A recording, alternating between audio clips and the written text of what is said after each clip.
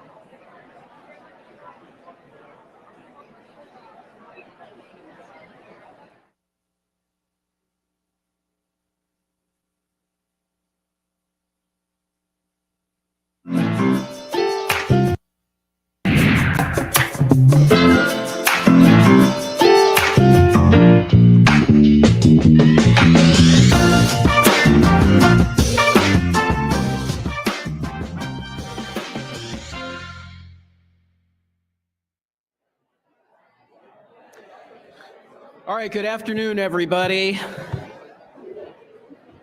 I'm going to have to do it. OH! Oh, it's amazing how that works. Good afternoon, everyone. Welcome to the Columbus Metropolitan Club.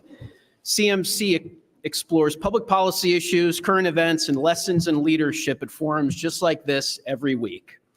My name's Eddie Pauline. I serve as the president and CEO of Ohio Life Sciences, which is the trade association for the biotech industry here. Proud to be a sponsor of today's forum. I do have to say hello to some of my board members that are in the crowd, so thanks for coming to this great forum today. I also am proud to serve as a member of CMC's Board of Trustees. For those of you who are joining us by live stream, we're coming to you from our home in Columbus's historic Italian village at the Ellis. If you scan the QR codes at your tables, you'll see the many organizations that support your not-for-profit Columbus Metropolitan Club. Welcome to today's program, part of CMC's long-running Optimal Health series. For those of you who are members or longtime CMC attendees, you know that we've covered an incredible range of health-related topics through this series, from cell and gene therapy to suicide prevention to breakthroughs in cancer treatment. We are grateful to the presenting sponsors of this series, the Ohio State University Wexner Medical Center, Nationwide Children's Hospital, and Ohio Health. Let's also thank the sponsors of today's forum, the United Way of Central Ohio, Cardinal Health, Ohio Life Sciences, the Columbus Partnership, and our host, the Ellis. We're also grateful to the presenting sponsor of our live stream, the Center for Human Kindness at the Columbus Foundation, and to our live stream partner, the Columbus Dispatch. Yes, every CMC forum takes a village. Let's thank everyone supporting today's forum.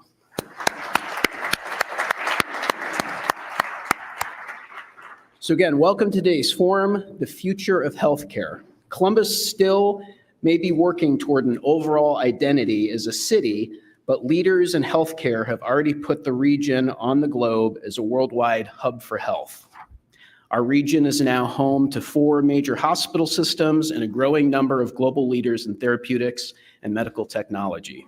Today, we dive into what the future holds for advanced healthcare in Central Ohio and around the world. We are thrilled to welcome today's panelists, Jason Hollar, CEO of Cardinal Health, Dr. John Warner, CEO of the Ohio State University Wexner Medical Center and Executive Vice President at Ohio State, and our host, returning once again to CMC, Tracy Townsend, anchor and medical correspondent with WBNS 10 TV. Tracy, welcome back to CMC, and we look forward to today's conversation. The podium is yours.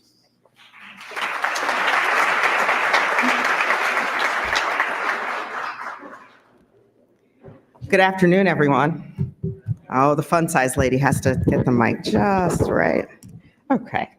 I am so excited to see everybody. I'm glad to see this is a full room. This is going to be a great conversation.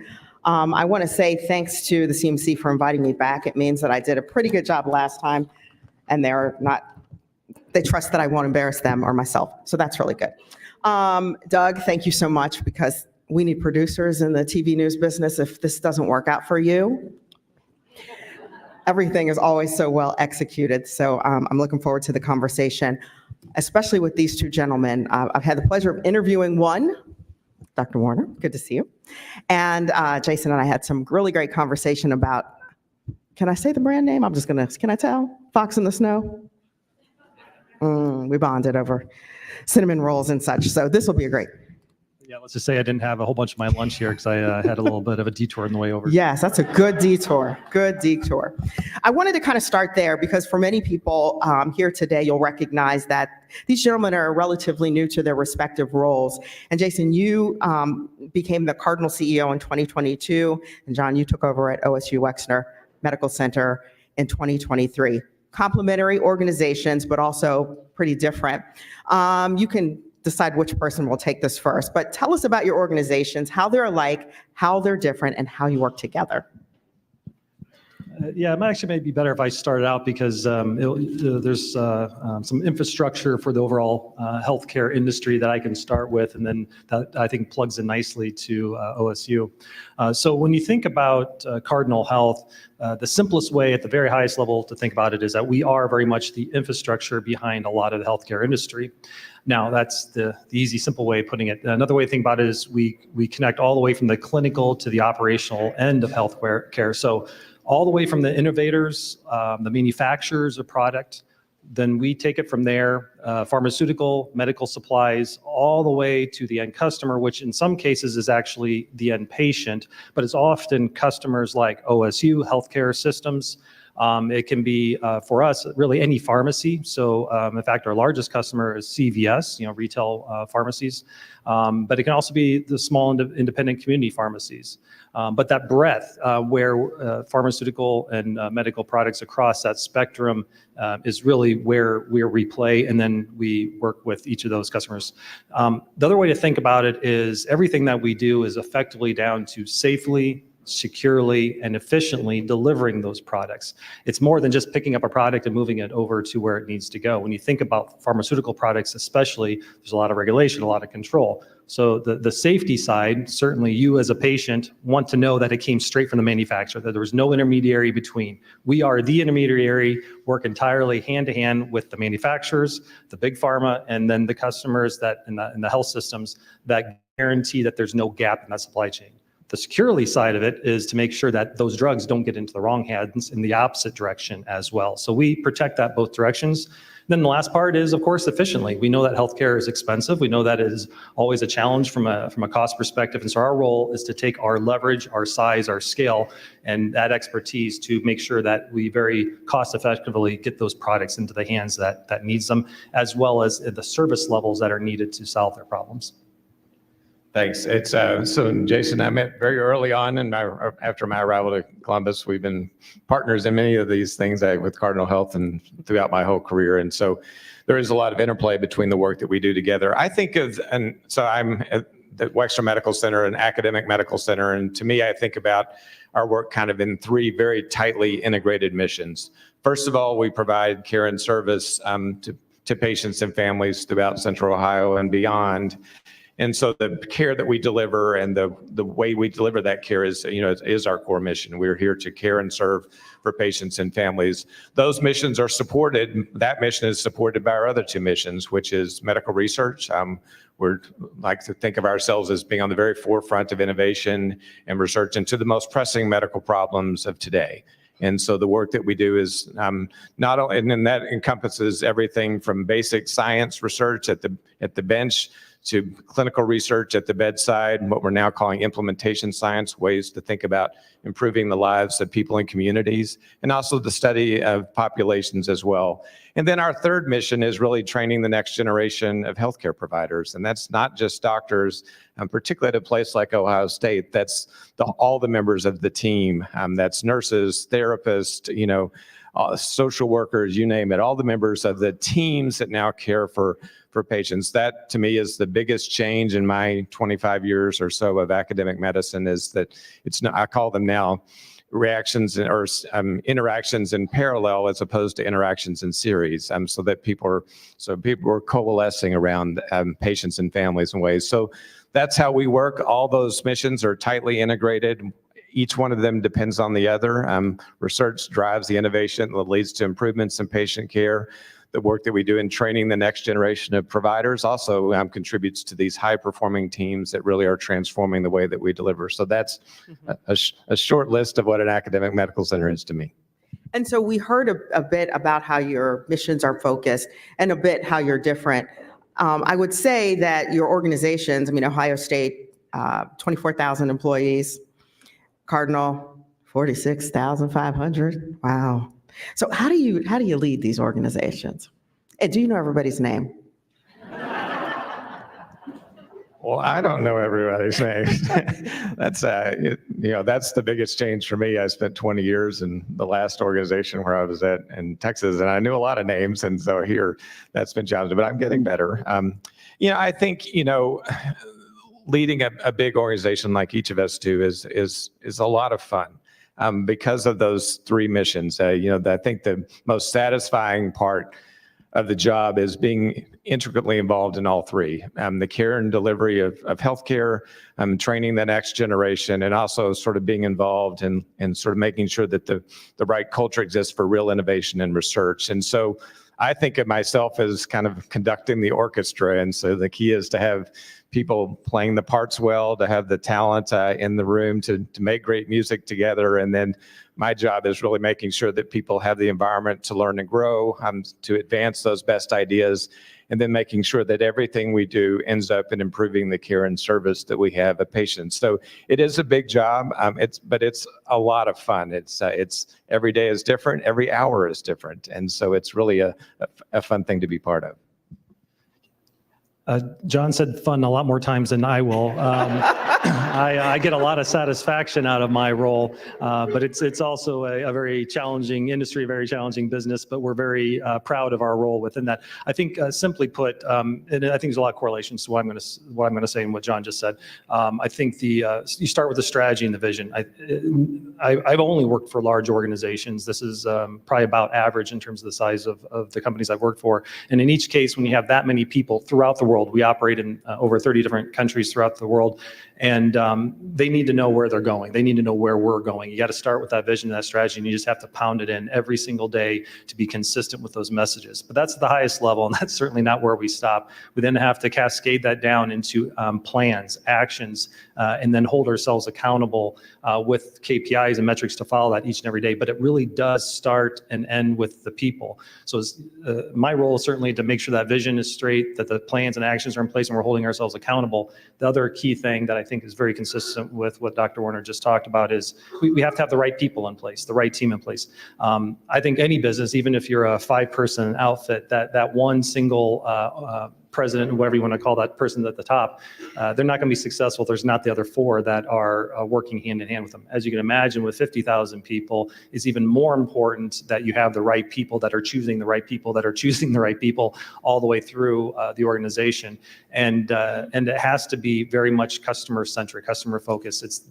That has to be the outcome. Of course, we're all measured on the financial performance with the public company, but ultimately that is short-lived if you don't have really delighted customers. That is very much a part of that future. Let's move to talk about healthcare and we'll start with you, Dr. Warner. Just talk about some of the major trends that you see sort of shaping healthcare. I think it's the most interesting time in healthcare that I've been involved. So for those of you who don't know me or didn't Google me or whatever, I'm a cardiologist, so I've been involved in heart care and heart research most of my career, but so broadened my horizons to a few other areas over the last 10 or 20 years. But I think, there's a lot of interesting things happening at the moment. First of all, I think we're beginning to think of, we're tackling harder problems, I think, than we've ever tackled. So some of the diseases that I thought of as life-ending without much hope 10 or 20 years ago or now have a lot of opportunity and hope. So if you see the improvements in cancer, if your lives have been touched by people with degenerative brain diseases, those were once thought to be death sentences for people almost from the moment of diagnosis. And now you see people, even with advanced diseases, living a long time and having very productive lives.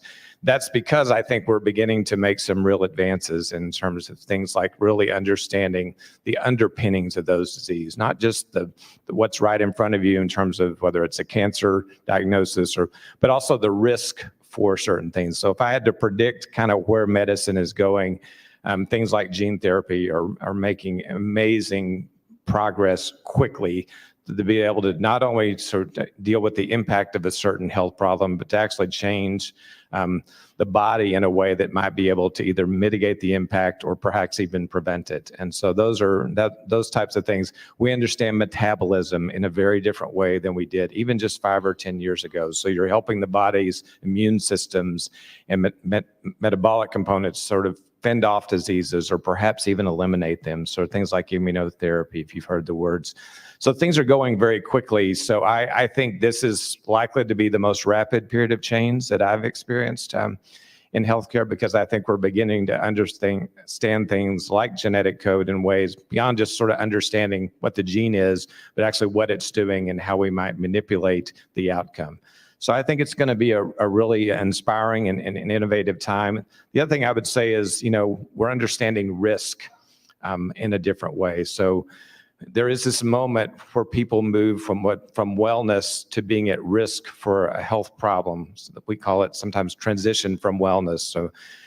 So we're learning more and more about when those moments are actually occurring and what we might be doing differently. For example, we know that in certain families that have a high incidence of heart disease, we can find cholesterol deposits in children that might be as young as 5 years of age that are abnormal.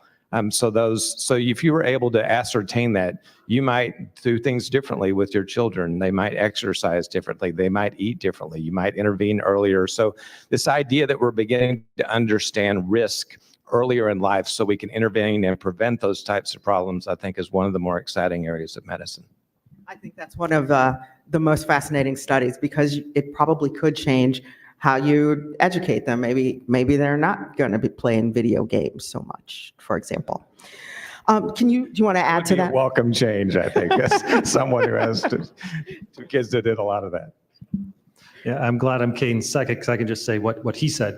Dr. Warner is definitely much better positioned than I to talk about the innovation that is going to be coming in healthcare. What I can reiterate and support behind what Dr. Warner said is that we see innovation everywhere.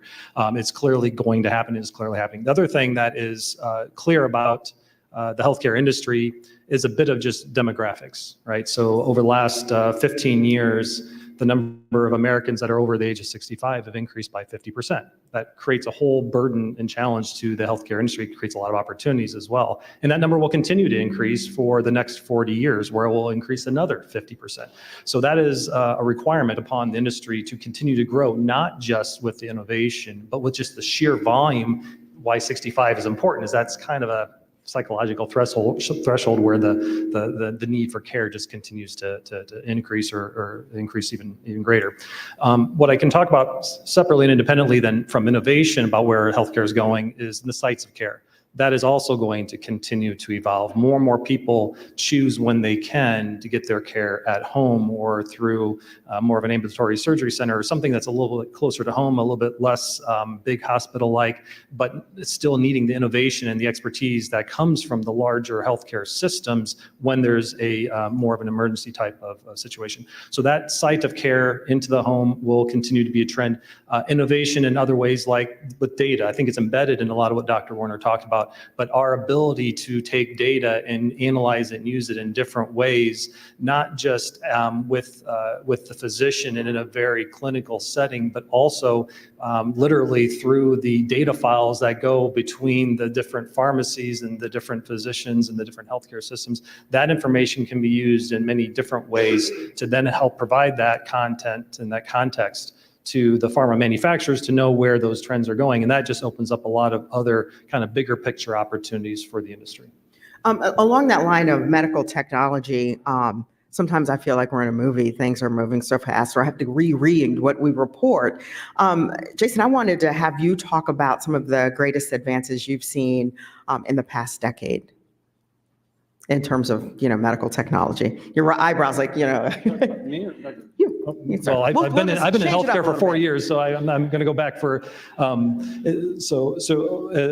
you're, let me make sure I'm clarifying. Yeah, just some of the, what you think have been some of the greatest advances. And you don't have to go back 10 years, but, Yeah. Well, so okay, so this one's a little bit of a curveball from you, which is, interesting. So, when you think about where we were 10 years ago from our perspective in terms of the infrastructure, it has really consolidated quite a bit. And so that has and the consolidation was really a necessity because of the cost. When you think about 10 years ago, there weren't the buying groups, there weren't the hospital systems, healthcare systems have all consolidated. The retail large customers, the CVSs, the Walgreens, they've continued to consolidate, and even in the smaller retail independents have had a level of consolidation. That's all been a necessity because the cost of healthcare has continued to increase so much, and we all know that over that period of time, inflation outside of healthcare was a lot lower, so there was not quite the opportunity to catch up to it, and so it was a bigger and bigger part of those budgets.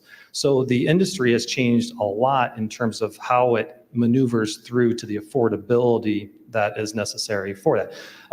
So that's kind of an infrastructure kind of starting point. When you look at now the class of trade of what our business looks like now versus where it did a decade ago, it's really all about specialty. These more specialized therapeutic areas, oncology being the largest piece of that, has become a bigger and bigger part of it. It used to be a component of it, but now with more specialized physicians, more specialized solutions, more specialized drugs that continue to increase in cost quite exponentially as well, but also the volume of what this care is able to accommodate is, it used to be, 10 years ago, probably 20% of the market is now over 50% of the pharmaceutical industry is in specialty products. So this is something that just continues to explode in terms of its value and of its, obviously the value to the patient, each and every year. And when you think about the growth prospects of that, that's expected to continue to increase at about a 10% rate, whereas the more historical,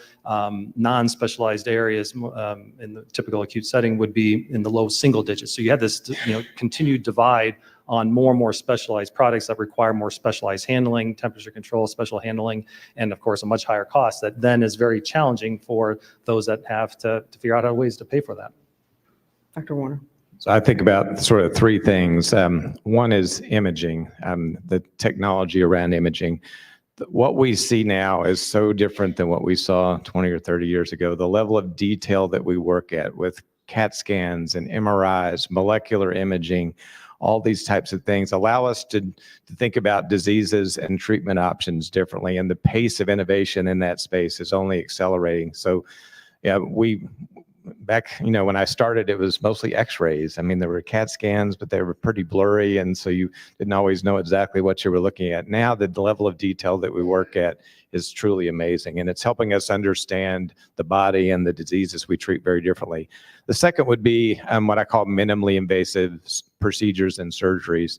I've said this to a few of the OSU people the last few weeks. I went back in 2000 and pulled my case list from 2003. So the work that I did in the year 2003, 90% of those cases would now be done in an ambulatory environment. They wouldn't require a stay in the hospital. Back when I did those procedures, all of them were in the hospital because so the technology has allowed us to be less invasive. So we're able to do things with small operations that used to require big operations. We're able to do things with catheters and things like that traditionally had been done with surgery. So what that's allowed for is two things. One, it's less an event in your life in terms of getting back to work, getting back to doing the things you want to do. Recovery is quicker, but also allowed us to take on some harder things by not having the morbidity associated with some of those procedures. So that's another area where I think innovation is stark. The other is the sequencing of the human genome. When I look back at when I'm sitting around retired, what I'll think about, that was a defining moment in American medicine. I think the commitment to do that, it wasn't just America, but there was a significant investment made in that because it helped us build a catalog of genes, and then following that was a catalog of proteins that continues to evolve, and we just beginning to understand the body in different ways. And so it's allowed us to look and ask different questions and answer different questions. So those are three short things that I think have changed in terms of technology.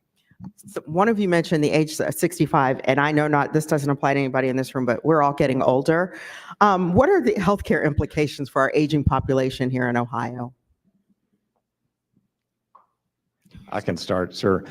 So, it's interesting. I've been in two growing sort of ecosystems. Columbus is going to grow amazingly over the next 10 or 20 years. I've been in Dallas Fort Worth the last 20 years and had this exponential growth. It's kind of interesting. It was first it was a lot of people moving there. They liked it there. Their jobs were going well, so their parents moved there.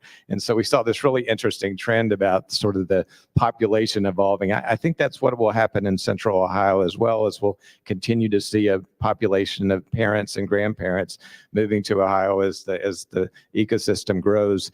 So that has important things. My parents my mom passed away a couple of months ago. My dad's 83. They have very different healthcare needs, I think. And, I think people are living longer. They're accumulating health problems and health risk. And so we're needing to build teams to care for people as they age, just like we do for people that are having surgeries. So it's a special problem, but also a special opportunity to, I think, really thinking about, the ability to prolong life in meaningful ways where people are able to still do so many things that they've enjoyed doing early in life, later in life. And so, but that's going to require, I think, a different set of ecosystems that we create for people that are aging. And so building a team of people that are specialized in helping people kind of hold off the forces of nature over time so that you're able to still exercise and participate in the things that have meant so much to you. So I think that's another area where I think science is really evolving very quickly, is really thinking about, what does aging mean? What are ways that we can intervene while people are aging to really improve the quality of their life going forward.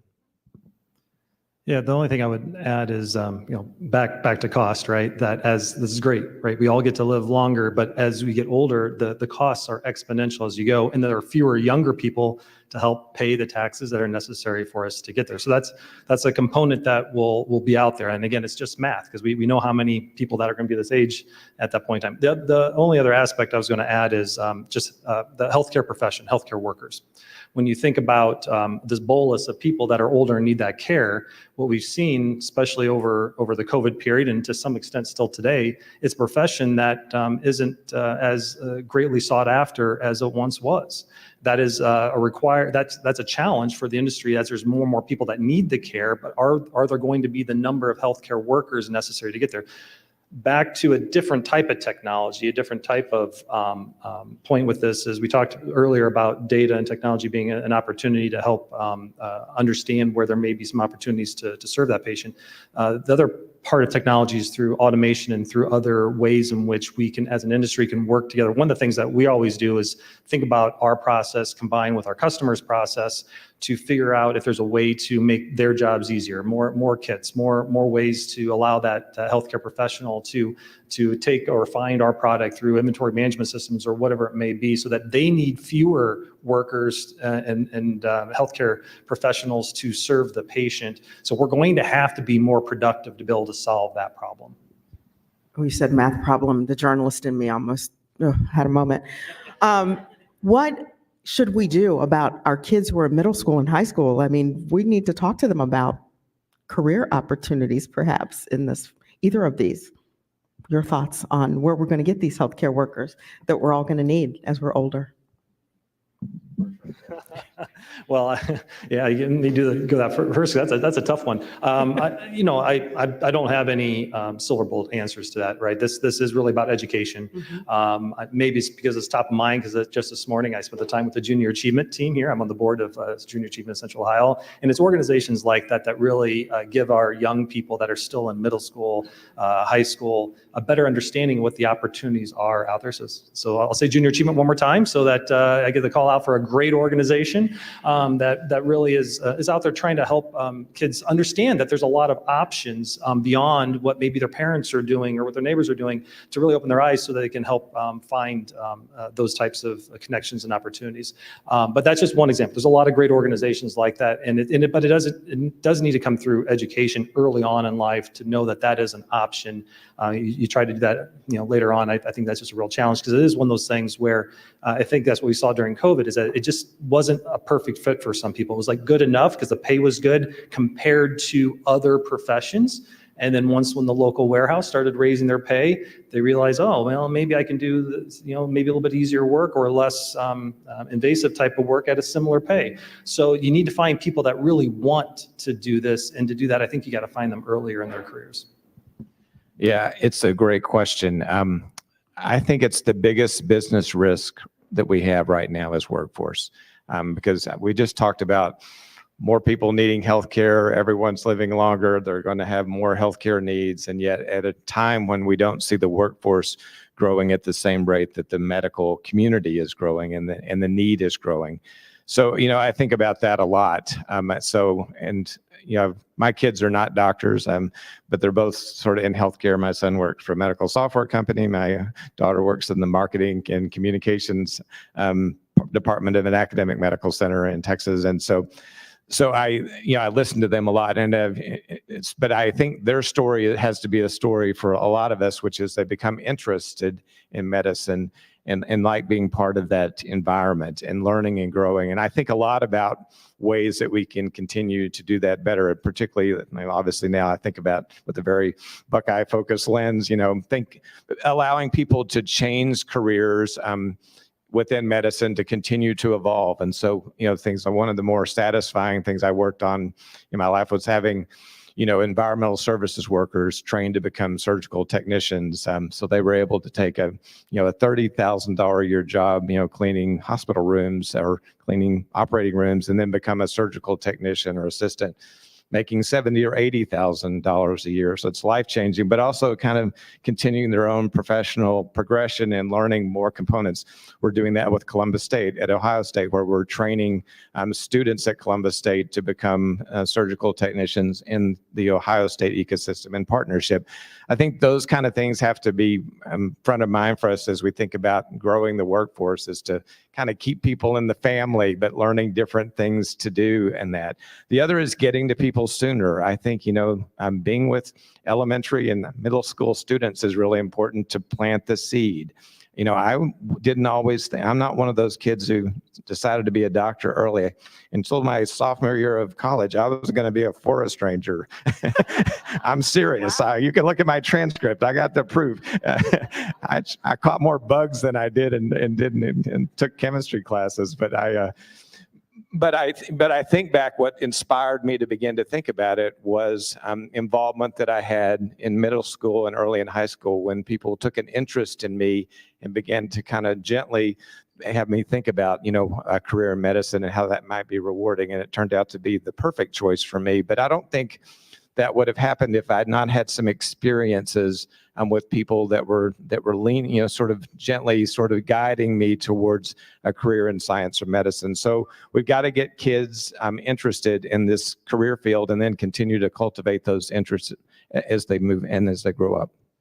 Let's talk a little bit about community-based healthcare and your thoughts on the role of community-based healthcare. Well, I think it is a sea change, I think, in healthcare now, is it kind of meeting people where they are. And so that's everything from doing the work that we've traditionally have done in large medical campuses in the community by building more clinics and community hospitals, customizing the care and experience in those settings to the communities that you're serving, but also involving the whole community in healthcare. You know, we're spending a lot of our own energy in the East community here in Columbus, but not just taking what we're doing at Ohio State and doing it in the East community, but actually having real conversations with that community about what they want and need from us, and then customizing the care and service that we're doing.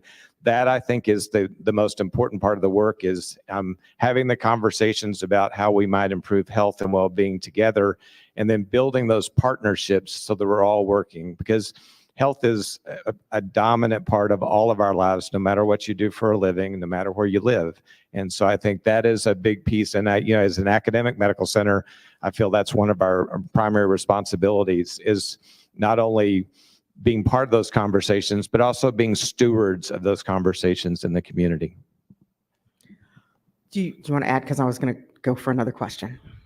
Okay, let's talk about mental health just for a minute. I know that the CMC is going to be doing a forum about that.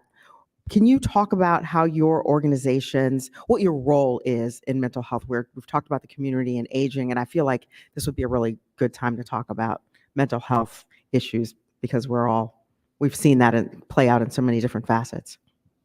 Yeah, I'll go ahead and start. And this is an example of the one area that our organizations have been working together. So I think it's a great topic. Well, so when you talk about mental health, there's really anything related to healthcare that is for the benefit of the community and for social causes. I think it's important to step back, think about every organization's culture and their values. And for us, we make that public through our corporate ESG report. And we there's a lot of things within there that, like a good citizen of our community, we want to focus on, whether it's the environment, inclusion, DE&I.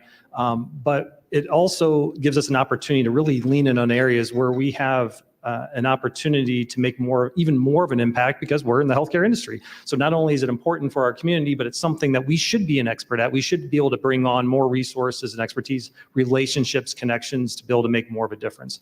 So mental health is absolutely one of those areas that, through our ESG work, we said, you know what, we're going to lead in this area, because we feel like we do it really well within our organization, and that there's still a lot more we can do for the benefit of the community, knowing that we're really just still scratching the surface. So first things first, you got to have your own house in order and make sure we have the resources, the tools in place to make sure our team knows that there are resources available. But to really get at the essence of your question, Tracy, that is really only a small part of it, because I think there's a lot of resources available. The problem isn't I don't think the biggest problem is the resources available. It's the stigma behind people utilizing the resources. Yes, there can be more resources, but what's out there is not used to the extent.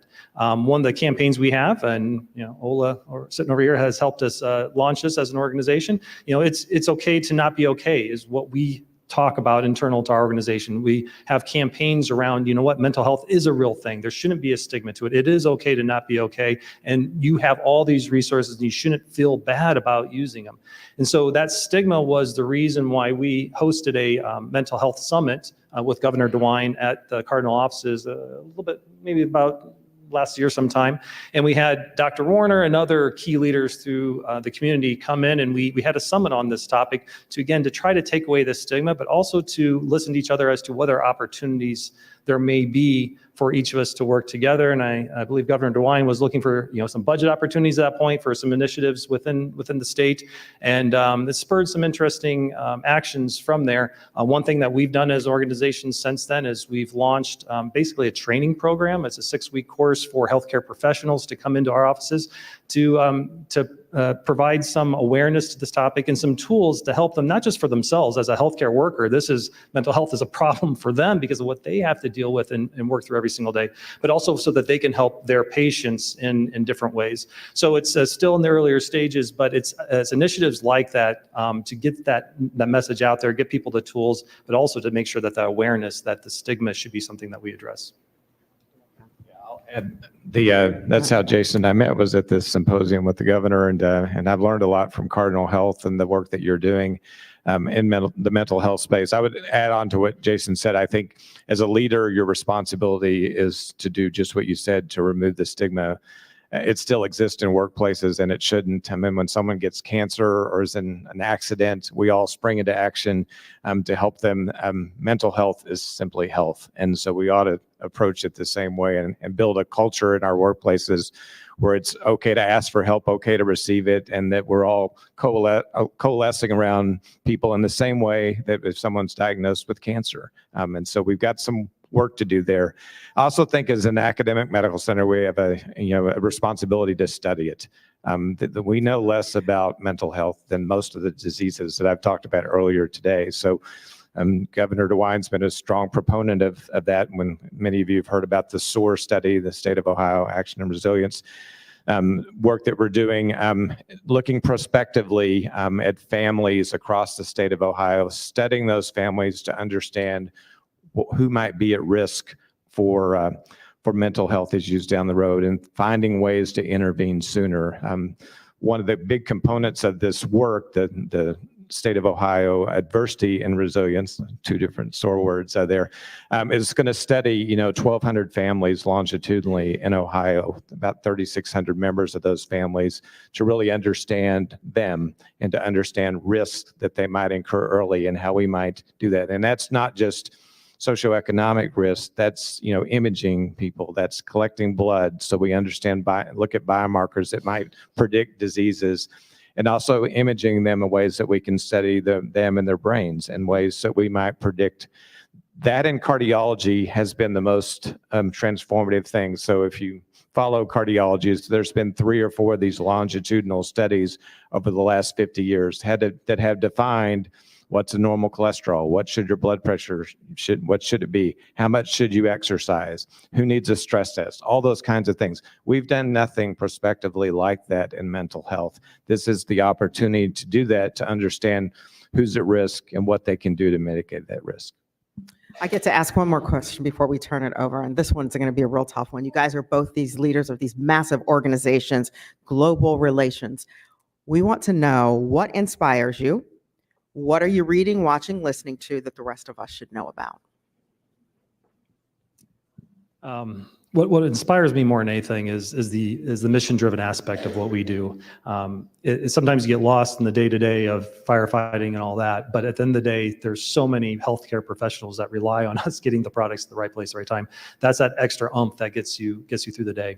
I'm not a real exciting person when it comes to the stuff that I review and read. It's a lot of. I'm a current news type of person. I spend a lot of time. On business news and Wall Street Journal and exciting stuff like that, because the breadth of our business, the breadth of our customers is incredibly broad. My enjoyment and what I really get a lot of personal value out of is my family. I've got 3 kids, 2 in college, 1 in high school, which means they're in 3 different locations. So of course, my wife thinks that we need to go over there and fix all the problems all the time, which means we have to go and travel and see them all the time. But at the same time, it's a very satisfying and fulfilling situation that we have.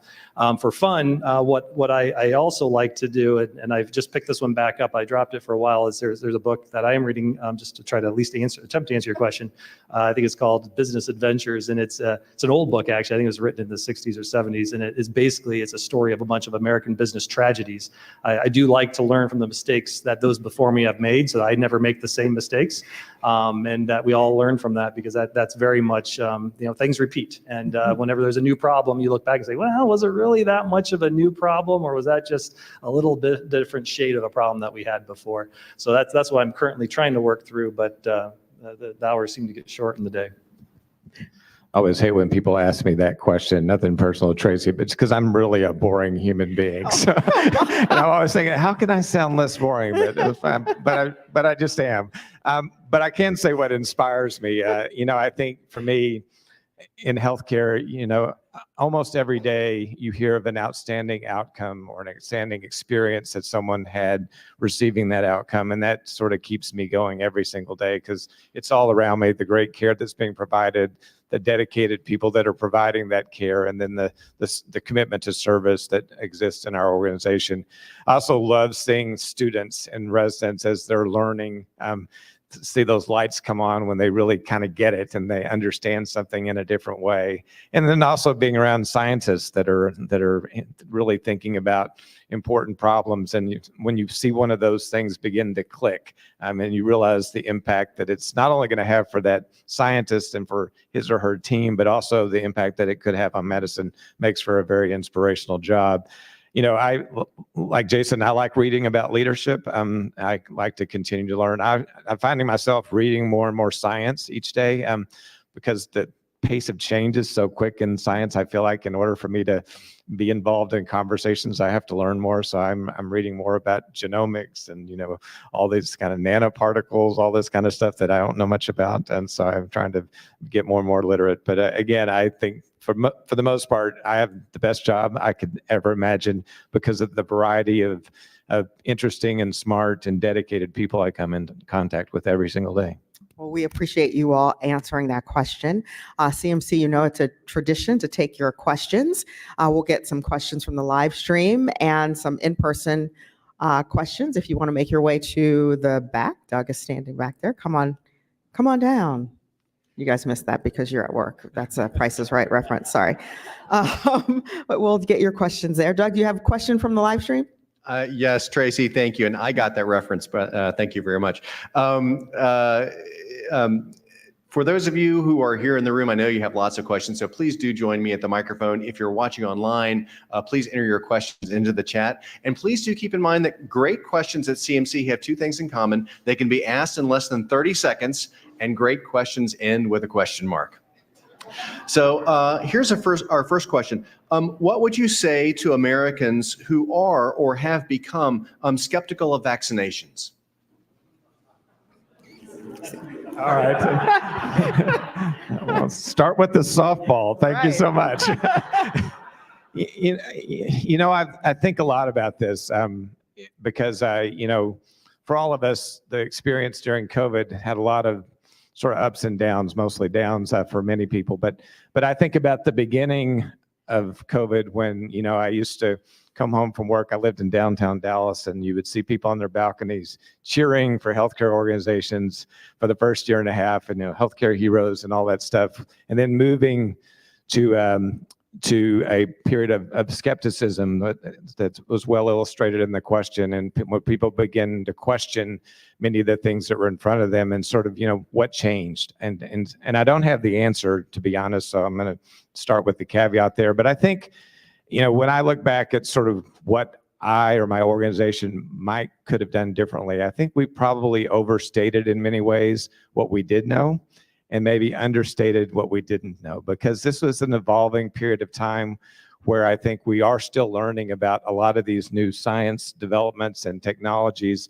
And so, and vaccinations, particularly the COVID vaccine, were something, the technology was not new, but the application was quite new. And so, if I sort of examine my own prior organization on sort of things I learned during that period of time, is that whenever you're innovating and moving quickly, there are going to be things that and there are going to be things that you're unsure about or you don't know.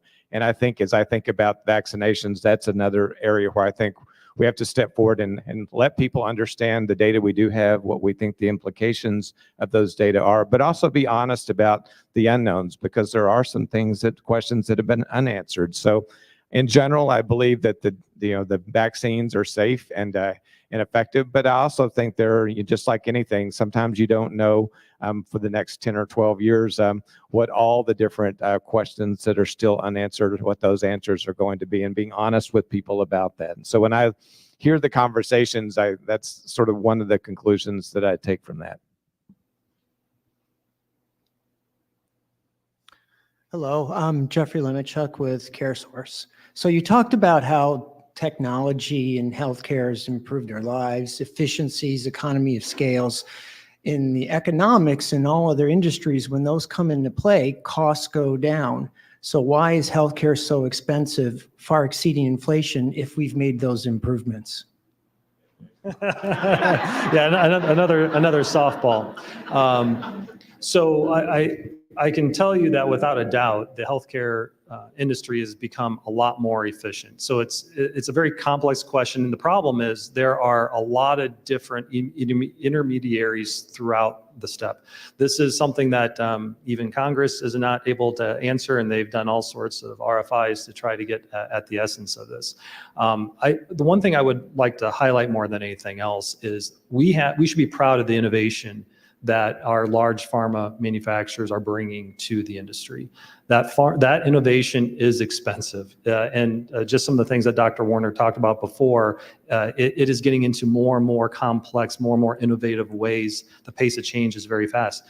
When you're going and getting a simple product done, I can tell you it's a lot cheaper than where it was 10 years ago. That cost has come down dramatically. And you see those types of things. It's when you're getting into that specialized care and you're getting those problems that wouldn't have been treated in the past to be treated today, yeah, that's very, very expensive. But when you're doing apples to apples, I don't think that the pace of inflation is extraordinary, at least compared, hey, everything is more expensive today than it was 4 years ago. But when you think about, I think the essence of your question, Jeffrey, I think a lot of that is because you're getting into specialized care with a newer innovation, more IP, and frankly, a little bit lower volume too, because you're solving with similar types of costs to create the innovation. You're serving fewer people because it's in a more specialized area that may not have had the same level of scale in the past. Anything to add? Yeah, I'll just add one quick comment. We're one of the few industries actually that's still paid by the volume of work as opposed to the outcome. I think you'll see that change over time when we're paid differently in terms of the reimbursement mechanisms for us. And so the better the quality of our work will eventually be rewarded a little bit more differently in the way that we're able to care for populations of people as opposed to individual transactions. That hasn't moved yet. And so right now, a lot of the incentives aren't aligned. And so I've been saying that now for 20 years and they're still not aligned. So some work to do there. Well, this next question builds on the answer that you just gave, Dr. Warner. Marla Jones asks, are healthcare leaders looking into how to lower the costs associated with senior facilities? Average citizens may not have the funds to pay for services provided. That's a great question, and I am glad that you asked that, Marcia. So we all are focused on that. Again, because many seniors have fixed incomes and the amount of healthcare and the cost of healthcare is a larger percentage of that fixed income than for people that are at different stages of life. So, again, my own parents have been receiving a lot of healthcare the last few years. So I've been thinking a lot about that as well. I think a lot of that is, again, building a system of delivery so there are teams of people involved that can care for seniors in ways so that they don't have to dedicate so much of their effort and time to going to see 5 doctors. Where my dad lives, my dad hasn't had a doctor's office visit in 4 or 5 years. They're all performed in the facility that he lives in, so it makes it really efficient for him to get teams of people caring for him. And I think it's been very cost effective for him because he has a sort of a system around him in the facility that he lives in to allow for care. So I think those are the types of things that I think we're going to have to be thinking about, is how do we, again, meeting people where they are and the circumstance that they are, so they're not expending so much time, but also money in ways to receive very uncoordinated care. It matters even more as you age. Hi, my name's Chris Arecchio. I'm a retired physical therapist. I'm interested in your perspective on the innovations around prevention, and particularly you mentioned it a little bit there, aligning some of those incentives to grow that area. Guess I'll take that one again. Yeah, I think that's a space that's growing rapidly. And again, I think that's where incentives in the industry are going to matter a lot. So as I'm a cardiologist, so I'd much rather prevent something than treat it as a patient too, as well. So I think building the right incentives are going to be critically important. So this is where population health is important. Where you're caring for people longitudinally, so you're incentivized both as an industry and as a provider or a therapist or member of a care team to really to work on the optimizing the health of people so that they can A, not have a health problem, or B, if they get one, to recover from that more quickly and get back to their life before that health problem exists.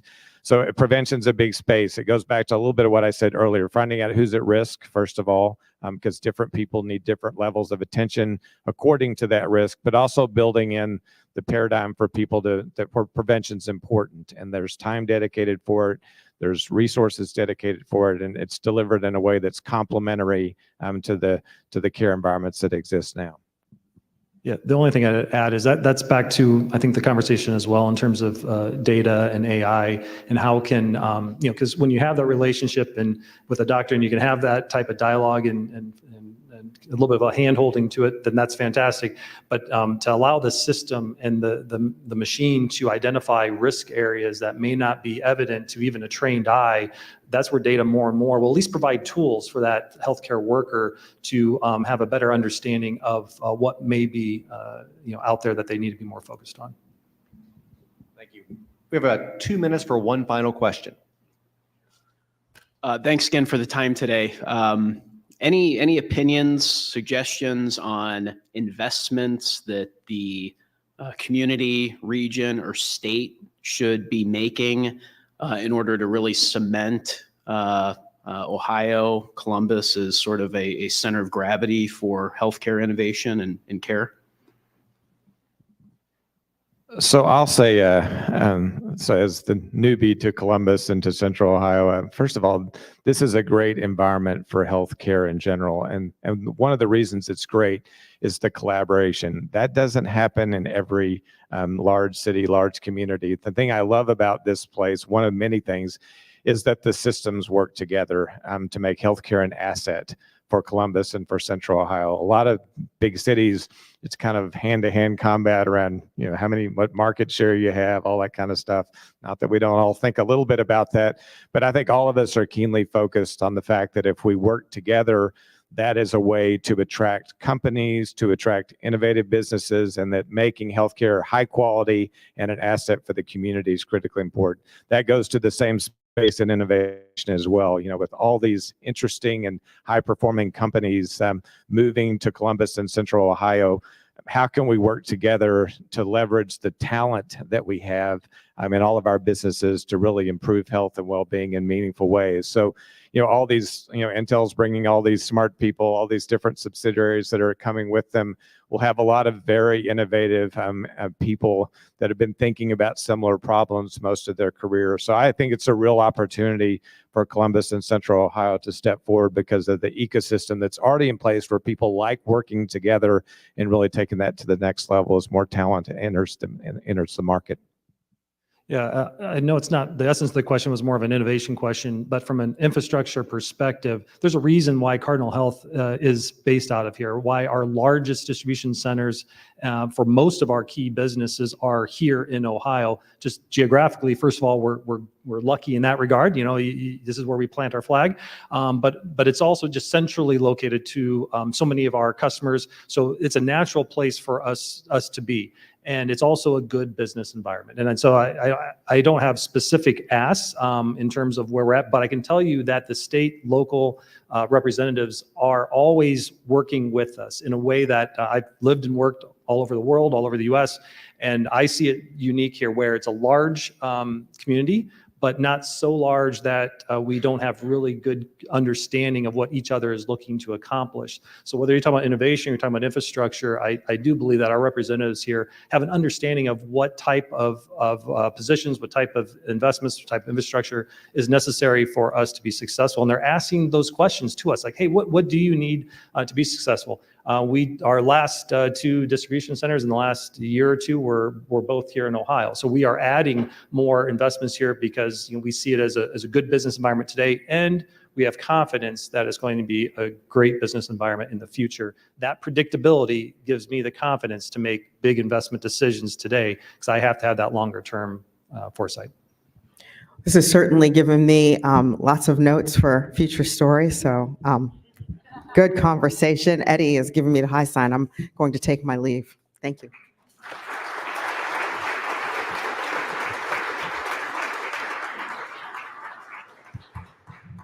Okay, I'm back up here now. Thanks for the candid answers to the questions. I hope everyone found today's forum enlightening and exciting and encouraging, really, about what this region can do to really establish itself as leading in this industry. Thank you to presenting sponsors of the Optimal Health series again, the Ohio State University Wexner Medical Center, Nationwide Children's Hospital, and Ohio Health. And thank you to the sponsors of today's forum, the United Way of Central Ohio, Cardinal Health, Ohio Life Sciences, Columbus Partnership, and our host, the Ellis. We're also grateful for the presenting sponsor of our live stream again, Center for Human Kindness at the Columbus Foundation, and our live stream partner, the Columbus Dispatch. And a very special appreciation to today's speakers, Jason Hollar, Dr. John Warner, and our host, Tracy Townsend.